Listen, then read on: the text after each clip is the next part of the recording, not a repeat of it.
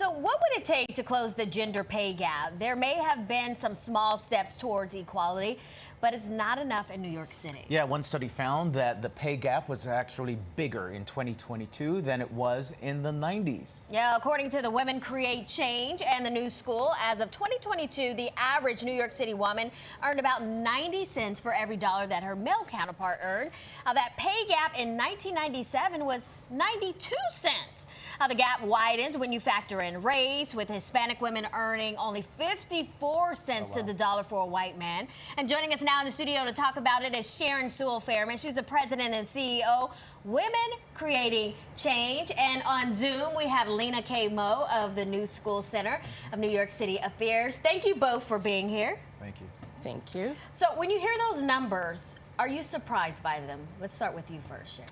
Sure. So, first of all, thank you to WPIX-11 and you all for covering this important topic and inviting Women Creating Change to be a part of the discussion. Of course. So, in terms of the report, which is on equal ground, what we found surprising was that this report provided data that that supports what women feel and have experienced.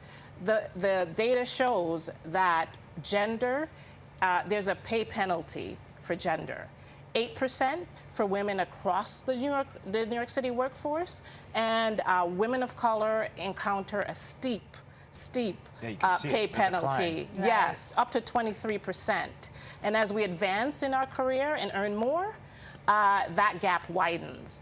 Let me just quickly tell you that a woman in our community, she was a safety officer, school safety officer. She discovered that doing the same job, doing the same job, with the same credentials, same experience. And how much less was she making? She was making, over a 7-year period, $150,000 less. Wow. Lena, does this study surprise you? Yeah, the data were surprising. I mean, New York has such a dynamic economy, and also we have a lot of strong women advocates and political leaders. But when we started looking at how the gender pay gap has changed over the past 25 years, it's totally stalled. It's the same as it was in 1993. And we found that the pay gap exists in every industry and occupation for which there are enough data. Even occupations where the majority of the workforce are women. So I think that pervasiveness was really surprising to me. Do you get a sense that society is moving backwards with this? I would say that, especially in New York City, we have progressed when it comes to women wages. However, the pay wages haven't kept up with the cost of living. Right. So in a sense, our report showed that the pay for women have stalled over the past 25 years based on the cost of living and the fact that a lot of women work in the care industry, which is a more low-wage industry. What are some of the main driving forces of this pay equity? Sure. There are many, but the report found that there are 4 main driving forces. Occupational segregation, occupational and industrial segregation. We also have the motherhood penalty.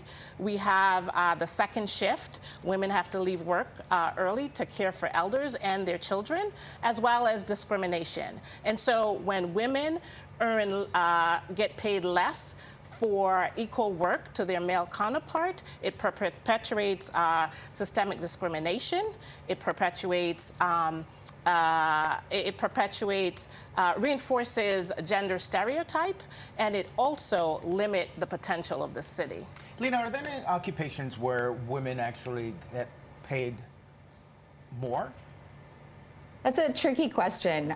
One thing I'll say is that over the past decade, if you look at the list of fastest growing jobs in New York City, at the top of that list are home health aides and human service workers. And these are professions that are dominated by women, 85% women, and especially women of color. But at the same time, those fast growing jobs are very low paid. So that's the past decade. The New York Department of Labor forecasts where the economy is going over the next decade, And those low-paid jobs are predicted to continue to grow really quickly. So I worry about that trend continuing and widening the pay gap. All right. Well, Lena and Sharon, thank you both for being here with us today. Thank you for having us. And for more information on this study or to read more about the mission of Women Creating Change, you can visit WCCNY.org.